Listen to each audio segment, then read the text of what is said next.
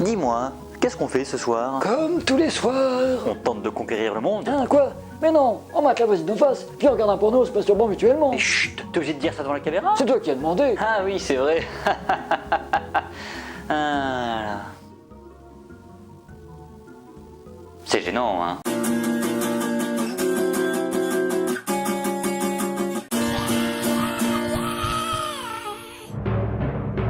L'espace, c'est grand, immensément grand, au point que si tu y perds tes clés de voiture, il te sera quasiment impossible de le retrouver. Hey, mais c'est vachement profond comme phrase. C'est de moi? Oui, bien sûr. Allez, dis-nous tout. C'est quoi le sujet du jour? Aujourd'hui, on va parler d'un film. Yes! J'adore le cinéma! On va parler de quoi? De qui? De Steven Spielberg? D'Edgar Wright? De Scott Pilgrim? On va parler de Scott Pilgrim, c'est ça? Interstellar. Quoi? Et oui, aujourd'hui j'ai décidé de parler d'Interstellar de Christopher Nolan. Je l'ai même pas vu ce film. Pas encore. Je vais vraiment le voir. Oui, dans quelques années, lors d'une rétrospective à la Cinémathèque qui s'appelle Christopher Nolan ou la déliquescence du cinéma moderne. C'est vrai? Oui, ça te Mais c'est génial! Dans ta gueule, Nolan! ferait plaisir. Ferait plaisir? Tu veux dire que c'est pas vrai? Bah évidemment que non, t'es vraiment con comme une bite. Il faut vraiment que tu arrêtes de cracher sur Nolan un peu. Ouais, mais- Arrête un peu, prends un peu de recul. Évidemment qu'Interstellar n'est pas un chef-d'œuvre, ni même un gros film si on compare tout ce qui se fait dans le cinéma. Mais change un peu et arrête de juger tout avec ton regard de jeune inquisiteur qui n'aime pas. Waouh! C'est fou comme j'ai mûri en 50 ans. Ouais, et c'était bien nécessaire. Ouais, ça va savoir. Crois-moi, de toute manière, tu seras obligé de l'aimer lorsqu'il réalisera l'adaptation en film live des Mystérieuses Cités d'Or. Oh mon dieu! Ah, je te comprends. On l'a attendu pendant des années. Et qu'est-ce que ça vaut? Ben, c'est un film de Christopher Nolan. Ça commence tranquillou, comme un film d'aventure, comme la série, puis ça part en sucette avec des faux sujets de réflexion métaphysique, une métaphore à poil putassière entre les Olmecs et la société décadente occidentale face à la pureté des Incas. Quant aux Espagnols, ils sont les sauveurs d'un monde perdu enfin retrouvé. Sans compter que le côté science-fiction prend des allures bien trop grandiloquentes et soi-disant spirituelles, avec une imagerie qui n'est pas assez sobre et épurée. Bref, un film de Nolan quoi. Bah pourquoi je devrais aimer Nolan alors? Et pourquoi je devrais arrêter de lui cracher dessus si son cinéma n'évolue pas? Eh bien, c'est quand même celui qui a réussi à adapter le plus grand dessin animé de l'histoire de l'humanité sur grand écran. Et rien que pour ça, il mérite qu'on l'admire. Même si le résultat n'est pas forcément à la hauteur. Eh ben tu vois, tu m'as convaincu. Ouais non, je crois pas une seconde en fait. C'est pour ça qu'aujourd'hui, j'ai décidé de parler d'Interstellar. Mais j'ai pas envie. Oh, ça va, hein, fais pas ta tête de bourre. Si tu insistes, donc tu sais ce que tu voulais. Eh bien attends, non, je viens de penser à un truc là en fait. C'est pas complètement con de parler d'Interstellar avec moi alors que je l'ai pas encore vu. Comme si ton avis avait de l'importance. Ça va tout me spoiler en plus. Et surtout, ça c'est pas de changer l'avenir. Si je connais tout avant d'avoir vu le film, vierge et innocent de tout commentaire. Vierge et innocent. Sérieusement? Non mais sérieusement, ça risque pas de créer un paradoxe temporel. Non. Et pourquoi pas? Le concept de paradoxe temporel a été annulé en 2061, en même temps que la création du voyage dans le temps. Et si quelqu'un revient dans le passé pour tuer Hitler alors? Impossible de tuer Hitler. C'est un cyborg du futur envoyé dans le passé. Mais pourquoi ça? Est-ce que t'as vu Terminator? Bah oui, tu devrais le savoir.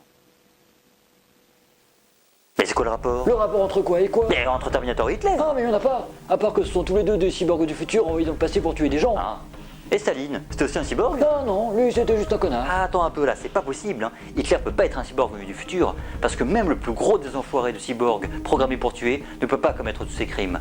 Seul l'être humain est aussi con et méchant pour agir ainsi. Eh oui, bien joué. Effectivement, Hitler n'est pas un cyborg du futur, c'est juste un Allemand. Un Allemand du futur? Peut-être, j'en sais rien, je suis pas son père. Revenons-en à nous, on est d'accord que ça va pas changer le cours de l'histoire du futur ou je ne sais quoi si on parle d'Interstellar alors que je l'ai pas encore vu. Mais arrête de t'inquiéter pour tout. D'ailleurs, la preuve, c'est qu'à l'origine, je suis revenu dans le passé pour te tuer, mais j'ai même pas réussi. Pourquoi tu voudrais me tuer? Je suis toi. Et toi, moins d'autre, quelle importance? De toute manière, je l'ai pas fait.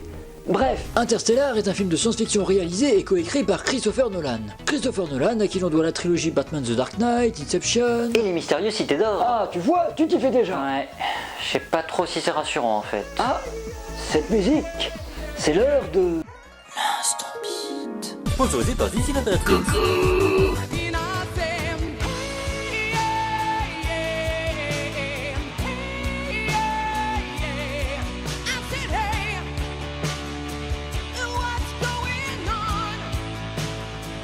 Interstellar raconte l'histoire de la Terre qui est peu à peu en train de mourir. Le tout est filmé d'un point de vue très humain et assez rural. On remet en question l'existence de l'homme sur Terre, sa présence et ses accomplissements. Il y a d'ailleurs un passage dans lequel des instituteurs clament de manière beaucoup trop normale que l'homme n'a jamais posé le pied sur la Lune, devant un Matthew McConaughey qui n'arrive pas à concevoir que l'on puisse sortir ce genre d'ineptie.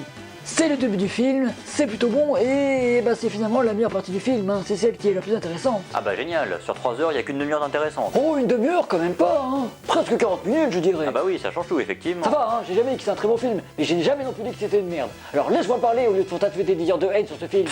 Ouais. Tu sais, le film reflète d'ailleurs pas mal la réalité en fait. Tu veux dire que ton futur ressemble à celui présenté dans le film? Eh bien, à part que les bibliothèques sont restées des bibliothèques, il y a quand même pas mal de similitudes. Quoi? Tu comprendras quand tu seras plus grand. De toute manière, quel que soit notre avis, qui pour le moment est uniquement le tien, on tient à vous rappeler qu'on ne détient pas la vérité absolue. Eh bien, en fait... Quoi? En 2054, la vérité absolue a été dévoilée à l'humanité. Sérieusement? Mais c'est quoi? Vas-y, dis-moi tout. Crois-moi, tu n'as pas envie de savoir. C'est assez décevant en vrai. Plus qu'Interstellar? C'est pas pareil. Déjà, y a pas de chat dans Interstellar. Et puis, arrête de dire de mal de ce film sans l'avoir vu. Bah vas-y, parle dans ce cas-là, comme ça je fermerai ma gueule au moins. Plein de choses m'ont gêné dans Interstellar. Sa longueur déjà. Sur 2h49, on aurait très bien pu couper 25 bonnes minutes sans problème. Beaucoup de blabla pour ne pas expliquer grand chose. Malheureusement, Nolan n'a pas perdu son habitude d'expliquer par du dialogue ce qui pourrait très bien être montré. C'est du cinéma, fais de l'image, bon sang. Si tu veux que du dialogue, écris un bouquin. Bref, c'était mon petit coup de gueule. Tu dis rien? Tu veux que je dise quoi? Je sais pas moi, genre oh là là, c'est caca boudin ou un truc dans le genre. T'es sûr que ça va? Continue. Ce qui m'a beaucoup gêné aussi dans Interstellar, c'est cette volonté de tout rationaliser en mettant les menaces à hauteur d'homme. Sérieusement, la plus grande crainte qui devrait exister dans l'espace, c'est le vide, la solitude. Ils cherchent une nouvelle planète pour vivre, ils trouvent pas, ok c'est cool, mais pourquoi faire intervenir soudainement un méchant docteur humain qui leur a dissimulé la vérité? Si ce n'est pour intégrer une scène d'action ridicule qui nous rappelle que Nolan privilégie un bête spectacle de blockbuster plutôt qu'un spectacle glaçant parce que la menace est invisible.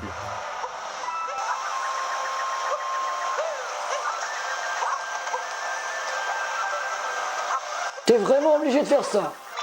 Pardon, oui, tu disais? Tu pourras au moins faire semblant de t'intéresser. Je préfère jouer à Super Mario Odyssey. Mais vas-y, continue, je t'en prie, je suis sûr que les gens vont apprécier cet épisode chiant sans humour.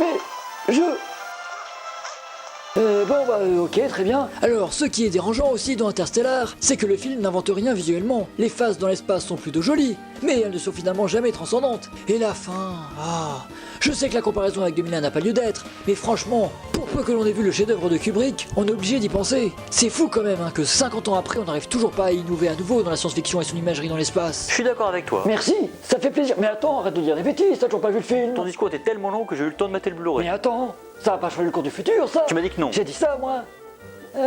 Espérons que j'ai raison alors. D'ailleurs, je viens de comprendre pour les bibliothèques.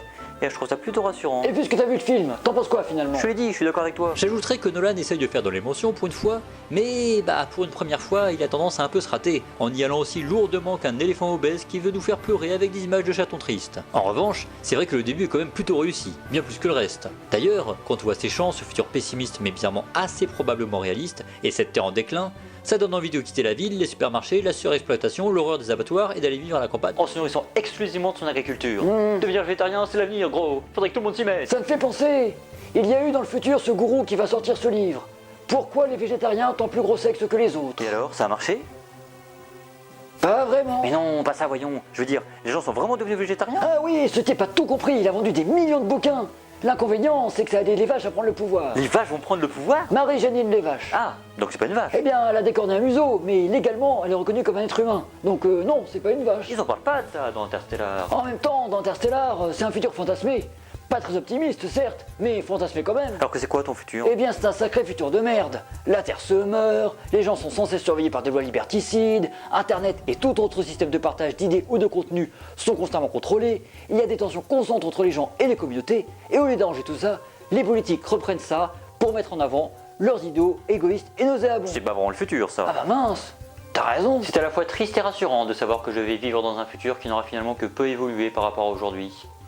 Ça m'en ferait presque regretter le passé. On ne parle pas du passé. Bah c'est bien ce que tu fais pourtant. Ah non, moi je parle du futur. Interstellar est un film ambitieux, alors comme il a tendance à se planter, particulièrement dans sa deuxième moitié, forcément on est déçu. Mais il ne faut pas non plus prendre Interstellar comme un exemple de film raté ou totalement surestimé, même si pour le coup il l'est surestimé. Mais ça ne veut pas dire qu'il faut cracher dessus, hein, et encore moins sur les gens qui l'ont aimé. Et là, je parle pour toi. Mais vous êtes qui? Je suis toi, dans le passé. Mais qu'est-ce que vous racontez? Finalement, il y a bien eu un paradoxe temporel. Bon, le problème, c'est qu'au lieu de changer le futur, ça a changé le passé. Oh mon dieu, qu'est-ce que je fais? Mais non, je plaisante. Mais ça va pas de faire des blagues pareilles. Inconscient. Et vous êtes qui alors? La porte était ouverte, j'ai vu la lumière, je suis rentré. Bah, je suis passé où alors? Trouvé votre blabla long et ennuyeux, il est parti faire une sieste. Il est pas dans notre lit pourtant. Il est parti faire une sieste dans le parc. Bah pourquoi? Pourquoi pas? Mais il pleut, il est complètement con. Ah, enfin bref, vous comptez rester longtemps comme ça, vous?